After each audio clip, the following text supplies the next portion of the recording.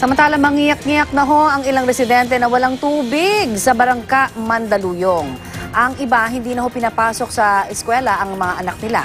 Narito ang unang balita ni Rida Reyes, live. Rida? Yes, tama yan, Connie. Alam mo ang sentimiento ng mga customer ng Manila Water dito sa Mandaluyong City. Di bali na raw na mawalan ng kuryente, huwag lang tubig. Ganyan daw talaga kahirap na mawalan ng tubig. Lalo pat, ito na ang ikalimang araw na sila ay nakakaranas ng water service interruption. At alam mo, dahil walang katiyakan hanggang ngayon kung hanggang kailan magtatagal itong kanilang nararanasang interruption, kanya-kanyang diskarte na ang mga residente dito kung papaano makakakuha at makakapagtipid ng tubig. Itong si Ginang Aleta, kaysa maghintay sa rasyon ng tubig mula sa mga fire truck na ilang oras ang hinihintay, dumayo na siya hanggang sa Cavite para doon makahingi ng tubig. Napilitan na rin daw siya na bumili ng mga bagong timba na tig 900 pesos yan.